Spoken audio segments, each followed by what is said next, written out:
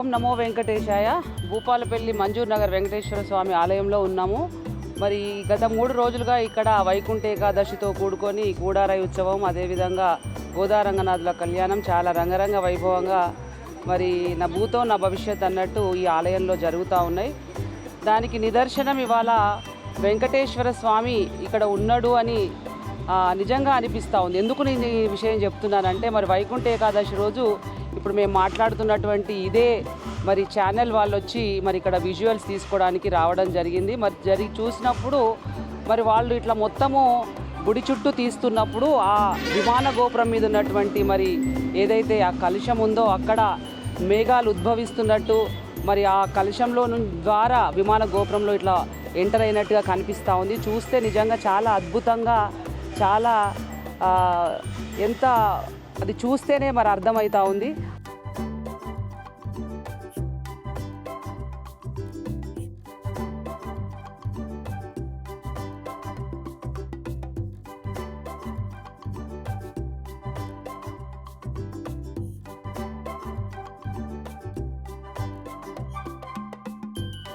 మరి ఇదేదో చెప్తే ఏదో దేని గురించో చెప్పినట్టుగా అనిపిస్తూ ఉండొచ్చు కొంతమందికి, కానీ అది అట్లా కాకుండా ఇంతకుముందు మరి మనం అనుకున్నట్టు నమ్మే వాళ్ళకి, ఎందుకంటే ఆలయం ప్రతిష్ట చేసేటప్పుడు మరి ఇక్కడ కార్యక్రమాలు చాలా చేసి ఆలయం ప్రతిష్ట చేసినాం. ఎందుకంటే ఇక్కడ కర్షణం అని, మరి ఇక్కడ గోవులను పడుకోబెట్టి, ఇక్కడ కర్షణం అంటే మరి దున్ని ఇక్కడ నవధాన్యాలు వేసి ఈ భూమి ఎట్లా ఉంది, అధమమా మధ్యమమా క్షీణమా అని చూడడం కూడా జరిగింది.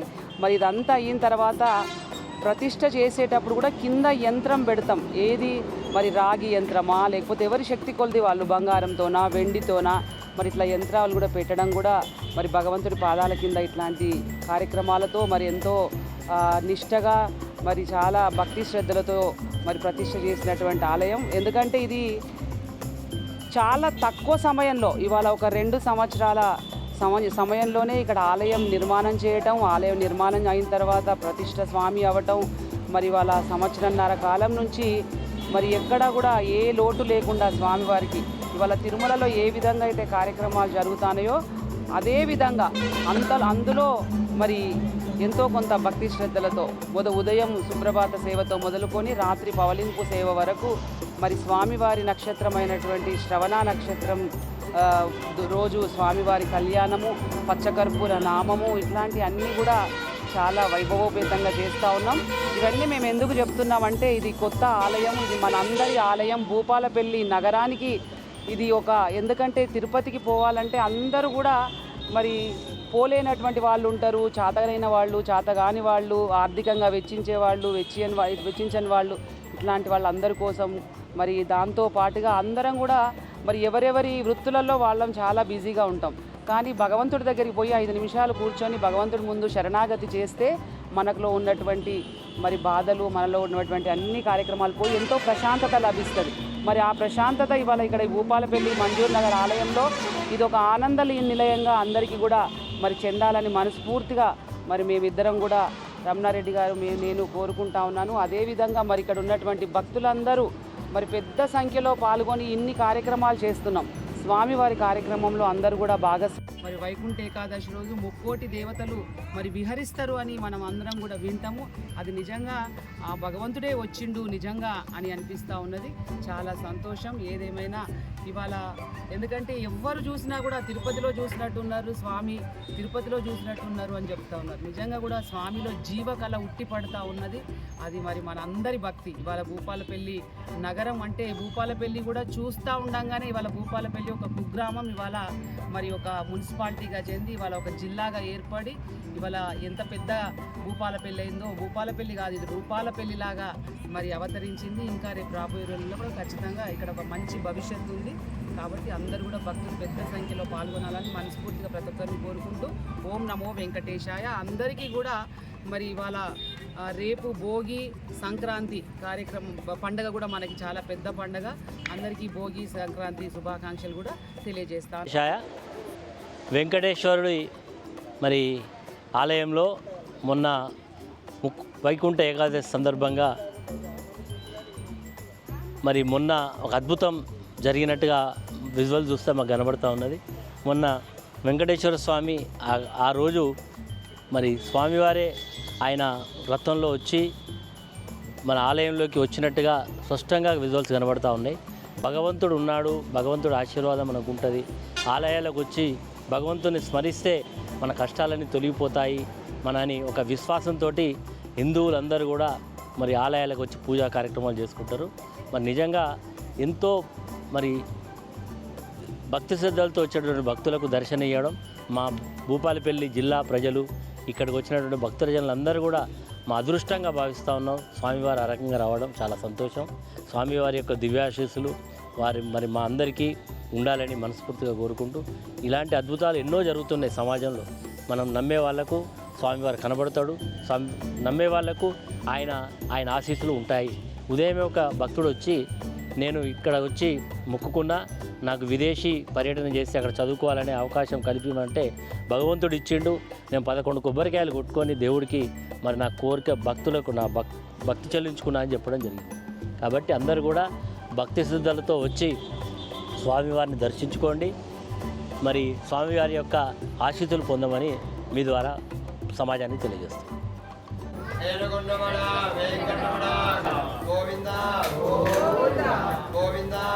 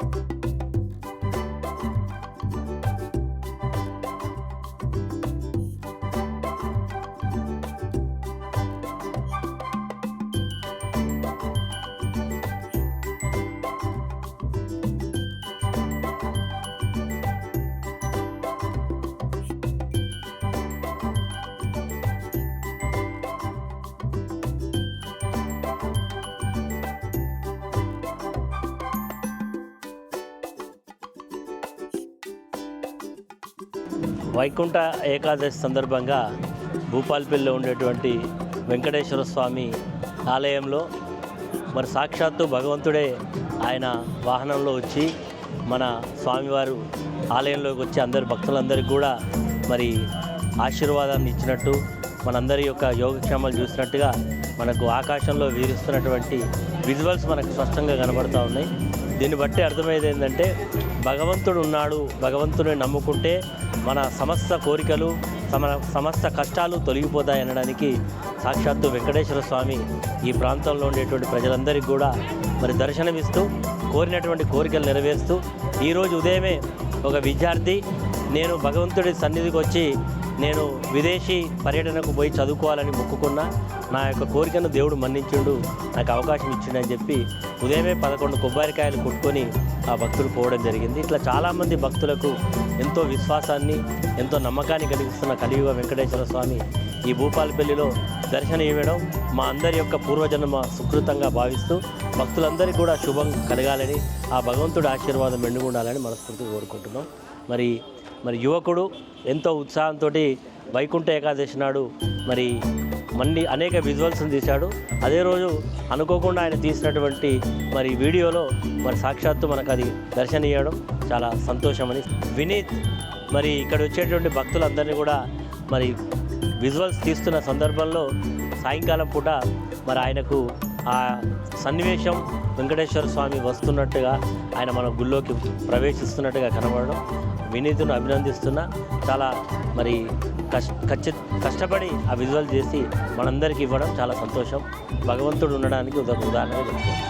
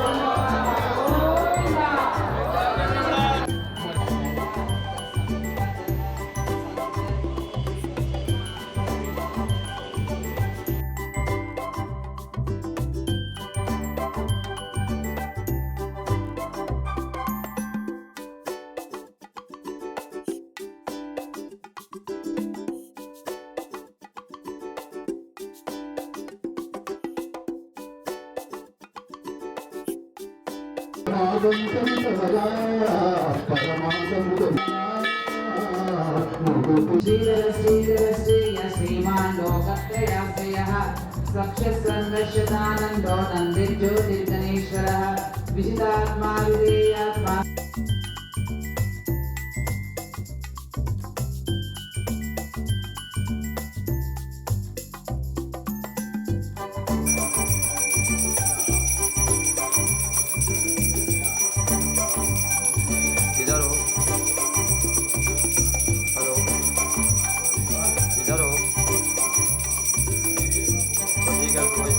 पात्र में और चढ़ाना रहेगा, फटाक से चढ़ाओ स्वीट वाला।